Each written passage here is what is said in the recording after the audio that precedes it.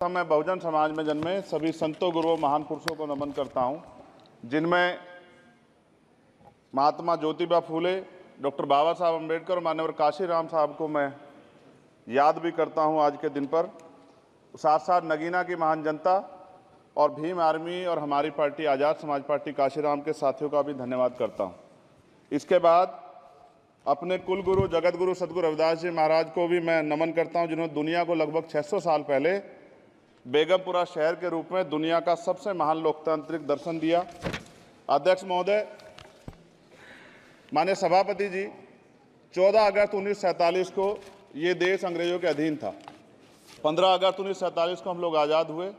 16 अगस्त 1947 को देश आज़ादी में था, लेकिन धन धरती राजपाट में बंटवारा नहीं हुआ। जो साधन संसाधन थे उनमें बंटवारा सही रूप से न होने के कारण एक बहुत बड़ी आबादी सुविधाओं से वंचित और सम्मान से वंचित रह गई। उनको सम्मान देने के लिए और अंतिम व्यक्ति तक सुविधाएं पहुंचे, इसके लिए लोकतंत्र की व्यवस्था हुई। लेकिन आज़ादी के 70 साल बाद भी हम कहां खड़े हैं, इस पर ये चिंता का विषय है। मैं मानता हूं कि सामाजिक न्याय तभी होगा माननीय सभापति जी, जब जातीय जनगणना पूरी होगी और जातीय जनगणना कराई जाएगी और साथ साथ संख्या के आधार पर आरक्षण जो है वंचित वर्गों का बढ़ाया जाएगा। उसके साथ साथ जब राष्ट्रपति जी अभिभाषण पे बात रख रही थी तो उन्होंने शहरी और ग्रामीण क्षेत्रों के विकास की बात कही और ये भी कहा कि दुनिया में सबसे उत्तम शहर हमारे यहाँ बने। लेकिन माननीय सभापति जी, 70% आबादी तो गांव में निवास करती है, तो गांव की आबादी के बारे में भी सोचना होगा कि उनका जीवन कैसे बदले। माननीय सभापति जी, उच्च शैक्षणिक संस्थानों में बहुजन समाज के जो छात्र हैं उनके साथ कास्ट एट्रोसिटी हो रही है, निरंतर उनकी हत्या हो रही है। साथ साथ जो सरकारी कर्मचारी हैं दफ्तरों में, उनके साथ भी जो SC ST OBC और मुस्लिम और अन्य धार्मिक अल्पसंख्यक, उनके साथ भी माननीय सभापति जी जातिगत और धार्मिक जो है शोषण किया जा रहा है। इसलिए मेरी मांग भी है कि पुरानी पेंशन को भी अध्यक्ष जी बहाल किया जाए। जो कर्मचारी देश की सेवा में लगे हैं उनका भी सम्मान होना चाहिए। साथ साथ सभापति जी, भाजपा ने चुनावी लाभ के लिए सबका साथ सबका विकास के नारे दिए जो खोखले हैं, क्योंकि 10 साल में दलित, पिछड़े, आदिवासी, मुस्लिम और अन्य धार्मिक अल्पसंख्यक जो अत्याचार हुए हैं वो किससे छिपे हुए नहीं हैं। ये गलत है, ये बंद होना चाहिए। सभापति महोदय जी, महामहिम राष्ट्रपति जी के भाषण में निजी क्षेत्रों में SC ST OBC को रिजर्वेशन देने का कोई उल्लेख नहीं हुआ है, जो कि आज चर्चा का विषय, क्योंकि 98% प्राइवेट सेक्टर है, 2% सरकारी सेक्टर है, तो 98% प्राइवेट सेक्टर में भी हमारी हिस्सेदारी की बात होनी चाहिए। माननीय सभापति जी, आशा कार्यकर्ताओं, आंगनबाड़ी वर्करों, भोजन माताओं के वेतन वृद्धि पे भी कोई उल्लेख नहीं हुआ है, वो भी अभी नंगे, उन पर भी सोचना पड़ेगा। माननीय सभापति जी, जिस क्षेत्र से मैं चुन के आया हूं नगीना से, वो बहुत पिछड़ा क्षेत्र है। उस क्षेत्र में कोई विशेष आर्थिक पैकेज नहीं दिया गया, रोजगार की सेवाएं नहीं है, नौजवान पलायन करता है। IIT, IIM, एम्स, केंद्रीय विद्यालय आदि शिक्षा में और चिकित्सा संस्थानों की स्थापना होनी चाहिए, जो कि नहीं है। और माननीय सभापति जी, मानसून सत्र आ गया है, मेरा क्षेत्र बाढ़ से बहुत प्रभावित है, इसलिए मैं आपसे आग्रह करूंगा कि वहां के लोगों को बाढ़ से निजात दिलाई जाए। माननीय सभापति जी, चीन हमें आंख दिखा रहा है और लगातार हमारे देश की सीमाओं में घुसपैठ कर रहा है, इसलिए अग्निवीर योजना को हटाकर पुनः सेना भर्ती शुरू की जाए और साथ साथ भारत की सबसे प्राचीन व बहादुर रेजिमेंट में से एक चमार रेजिमेंट को पुनः बहाल करा जाए, ऐसा भी मेरा आपसे आग्रह है।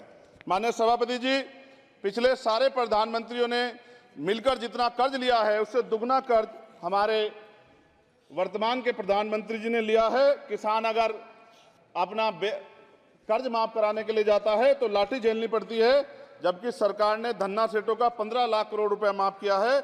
इस ओर हमें ध्यान देना पड़ेगा, हमारी आने वाली पीढ़ियों को ये कर्ज चुकाना पड़ेगा।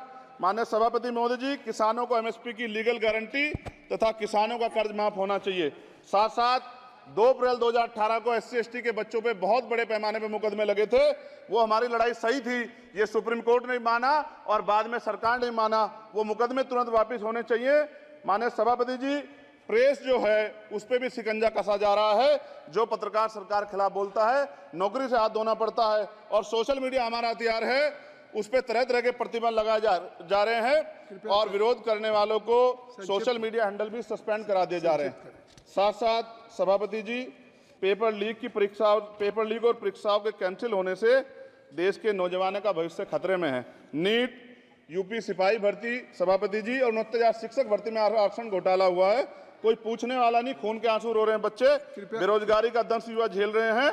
इसलिए मेरा आग्रह है कि युवाओं के लिए कृपया समाप्त करें चंद्रशेखर। माननीय सभापति जी, मैं पहली बार बोल रहा हूं, आप कहेंगे मैं बैठ जाऊंगा, मैं आपकी बात, मैं संवैधानिक मर्यादा का पालन करूंगा, मगर हम तो माननीय सभापति जी सुन ही रहे हैं। आप बोलिए, 1 मिनट। धन्यवाद, धन्यवाद। 1 मिनट और बोलिए। अध्यक्ष सभापति जी, नारी सम्मान की बात करने वाली सरकार, हमने मणिपुर देखा सर, हमने पहलवान बेटियों का हर्ष देखा सर, और हमने सर हाथरस की बेटी का हर्ष देखा सर, और हाथरस के परिवार को जो वादा किया था सरकार ने वो भी पूरा नहीं किया। और महिलाओं में भी, स्पेशली दलित, पिछड़े और मुस्लिम वर्ग की, आदिवासी वर्ग की महिलाओं के साथ आज भी एनसीआरबी का डाटा कहता है सर जो जुल्म हो रहा है वो सहनीय नहीं है सर। साथ साथ कोविड में तैरती, हमने कोविड में बहुत सुना सर, कोविड में तैरती लाशें भी गंगा में हमने देखी है सर, और मजदूरों का हाल भी हमने देखा है। सभापति जी बस सब समाप्त कर रहा हूं। नोटबंदी पे छोटे मजले उद्योग की जो कमर टूटी वो भी हमने देखी है।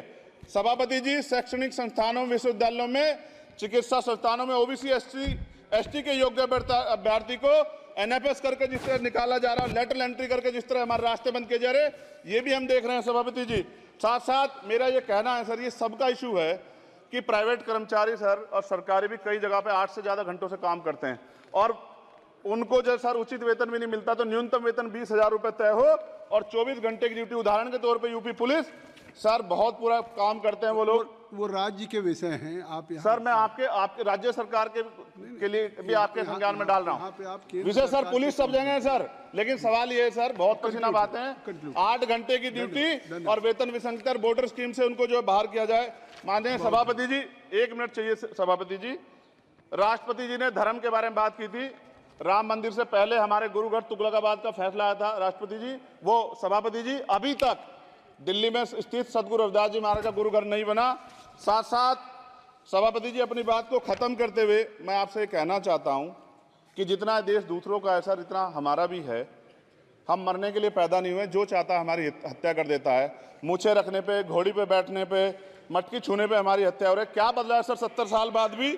दलित, पिछड़े, मुसलमानों पे हिंसा नहीं रुक रही है सर। मेरा आपसे संरक्षण के साथ ये आग्रह है कि इन घटनाओं को रोका जाए, और देश किसी की बपोती नहीं है, देश संविधान से चलता है सर, और संविधान से चलेगा। संविधान छेड़खानी बर्दाश्त नहीं की जाएगी सर। धन्यवाद।